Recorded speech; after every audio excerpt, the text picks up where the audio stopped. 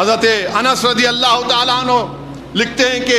جب شب قدر ہوتا ہے تو حضرت جبریل امی فرشتوں کے ساتھ زمین پر آتے ہیں، اور اتنے زمین پر آتے ہیں کہ زمین تنگ ہو جاتی ہے، اور اگر اس دن اس رات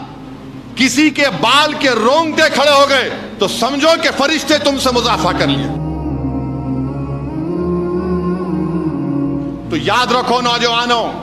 کل کی رات ٹھیٹھی ٹھاٹا کرنے کے لیے نہیں ہے، کل کی رات موٹر سائیکل پر لائٹ ڈال کر پھرنے کے لیے نہیں ہے، کل کی رات مارکیٹ کو جا کر بیکار فضول کام کرنے کی ضرورت نہیں ہے،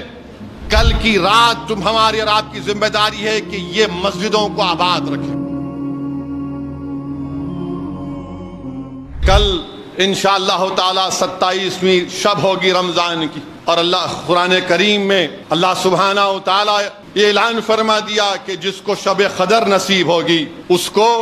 83 ایئرز 86 برس 4 مہینے، جس کو شب قدر نصیب ہوگی اس نے عبادت کی 83 ایئرز نوجوانوں 4 مہینے۔ میں آج سے 4-5 دن پہلے دیکھا کہ کہیں پر ایک لگا ہوا تھا کہ 20% ڈسکاؤنٹ، جا کے اس کے دکان کو ہی توڑ دیے پورے، فری حلیم بول تو دکان کوہرام مچ گیا۔ یہاں پر یہ بولا جا رہا ہے تم ایک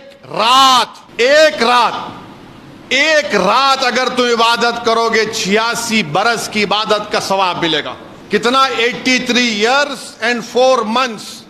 سوچ لو آپ، اگر یہ کو بولنے ارے نہیں میاں میں ابھی جوان ہوں، وہ بڈھوں کا کام ہے۔ میرے بھائی، نہ بڈھوں کو، نہ مجھے، نہ تم کو کوئی گارنٹی ہے کہ تم کل صبح تک زندہ رہتے؟ کوئی گارنٹی نہیں ہے۔ ہو سکتا ہے کہ جو بڈھے لوگ ہیں اور 25 سال جی لیں صحت کے ساتھ، جو نوجوان ہیں نہیں معلوم، ٹب بول کے آج کل تو خبر آ رہی کہ چلے گئے۔ تو 86 برس 83 ایئرز 4 منتھس نوجوانوں، ہم تجارت کے منافع کے لیے رات بھر جاگتے، چھوٹی اجرت کے لیے۔ تو 27 کی شب یا شب قدر کے تعلق سے کہا گیا اس کو رمضان کے طاق راتوں میں آخری دہے میں تلاش کرو۔ اللہ کے رسول صلی اللہ علیہ وسلم کی امت پر یہ بہت بڑا انعام ہے۔ علماء کرام نے لکھا، بلکہ امام طبری نے لکھا کہ اللہ سبحانہ و تعالیٰ نے ایک قدر والی کتاب ایک قدر والے رسول پر اور قدر والے رسول کی امت پر نازل کی۔ علماء کرام نے لکھا کہ اللہ کے رسول، حدیث شریف لکھی کہ اللہ کے رسول صلی اللہ علیہ وسلم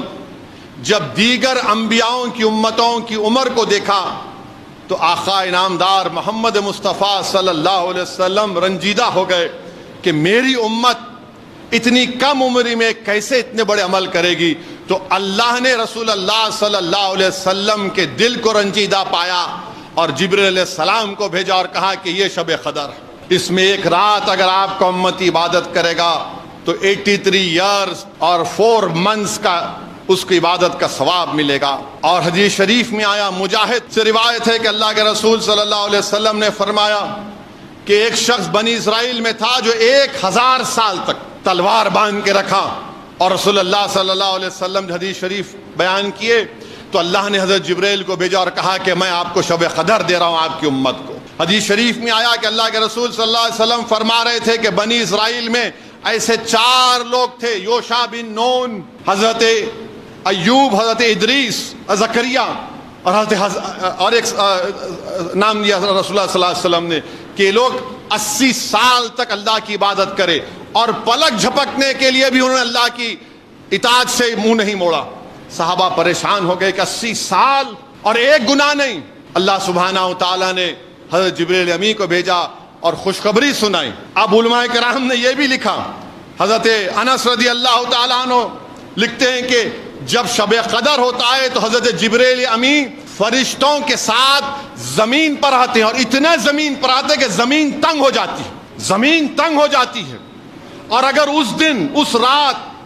کسی کے بال کے رونگٹے کھڑے ہو گئے تو سمجھو کہ فرشتے تم سے مضافہ کر لیے۔ اگر تمہارے رونگٹے کھڑے ہو گئے، اللہ تم کو اور ہم کو توفیق دے۔ پھر تفسیر روح البیان میں لکھا گیا کہ جب فرشتے آتے ہیں تو وہ سب سے ہاتھ ملائیں گے، کیا گناہگاروں سے بھی؟ نیک بندے تو اللہ کے نیک بندے، اہل دل تو اہل دل ہے، خطوب اور اوتاد تو الگ معاملہ ہے ان کا، ولی اللہ ان کا الگ معاملہ ہے، ہم جیسے گناہگار کا کیا؟ تو تفسیر روح البیان میں لکھا گیا کہ جب فرشتے ہمارے اعمال ناموں کی کتاب کو دیکھتے ہیں، ہماری عبادتوں کو دیکھتے ہیں، جب گناہوں پر آتے تو اللہ پردہ ڈال دیتا، تو فرشتے پکار کر کہتے کہ سبحان ہے وہ ذات جس نے ہم اپنے بندوں کے گناہوں کو چھپا دیا۔ تو میرے عزیز دوستوں اور بزرگوں، شب قدر آنے والی ہے، طاق راتوں میں تلاش کرنے کا حکم دیا گیا، اور اس کی علماء کرام نے بتایا، کیا بتایا کہ اس کو چھپا کر اس لیے رکھا گیا، اگر کسی کو بول دیا جاتا کہ فلاں رات کو ہے، اور اگر کوئی مسلمان اس دن گناہ کر دیتا تو اللہ کے عذاب کا مستحق ہو جاتا۔ دوسری چیز علماء کرام نے بتائی کہ اللہ سبحانہ و تعالیٰ کا جو نام ہے، اس میں اعظم ہے، وہ چھپا ہوا ہے۔ آج جمعہ ہے، وہ جمعہ کی کون سی شب ہے جو دعا قبول ہوتی کسی کو نہیں معلوم، تلاش کرنا، جمعہ کا دن ہے، ذکر کرنا ہے۔ اور تیسرا یہ بتایا گیا کہ بخاری کی حدیث ہے، اللہ کے ایک صحابی رسول سے روایت ہے کہ اللہ کے رسول صلی اللہ علیہ وسلم نے فرمایا کہ اللہ نے رسول اللہ صلی اللہ علیہ وسلم کو یہ فرمایا، بولا کہ آپ جا کر اس رات کا تعین بتا دو، اس دن اس رات ہے۔ جب رسول اللہ صلی اللہ علیہ وسلم اپنے گھر سے نکلے تو آپ نے دیکھا کہ دو مسلمان جھگڑا کر رہے تھے۔ اللہ نے کہا آپ کا اعلان نہیں ہوگا، یہ رات کب ہے نہیں بتایا جائے گا۔ تو یاد رکھو مسلمانوں، ہم آپسی جھگڑوں سے اللہ کی بہت سی نعمتوں سے محروم ہو رہے ہیں، اور حد تو یہ ہو گئی کہ اب گھر میں جھگڑے، بھائی میں جھگڑے، بہن میں جھگڑے، میاں بیوی میں جھگڑے، جائیداد کا، سب سے گندی چیز جائیداد کا جھگڑا، مسجدوں میں جھگڑا، مسلک میں جھگڑا۔ اب تو رمضان کے مہینے میں کہیں بہادر پورہ میں پڑا کہ قتل بھی کر دیے۔ یاد رکھو، دنیا میں اگر ہم پستی میں ہیں تو ہم ایک دوسرے کا گرمان پکڑے اس کی وجہ سے، اور رسول اللہ صلی اللہ علیہ وسلم نے فرمایا کہ دنیا برائی کی جڑ ہے، اور یہی دنیا تم کو قتل کرواتی ہے، یہی دنیا تم کو در در کا بھکاری بناتی ہے، یہی دنیا تم کو ناکام کرتی ہے۔ اور اس دنیا سے نکلنا ہے، اس دنیا کی زنجیروں سے نکلنا ہے تو کیا کرنا پڑے گا؟ دنیا کی غلامی سے نکلنا ہے تو رسول اللہ صلی اللہ علیہ وسلم کی غلامی کو قبول کرنا پڑے گا۔ جو رسول اللہ صلی اللہ علیہ وسلم کے غلاموں کی غلامی کو قبول کر لے گا، اس سے یہ تمام چیزیں اس کو سمجھ میں آ جائے گی۔ تو اسی لیے، اور پھر جو لوگ کہتے ہیں کہ نہیں رسول اللہ صلی اللہ علیہ وسلم کو نہیں معلوم تھا شب قدر کب ہونے والی ہے، یہ درست نہیں ہے۔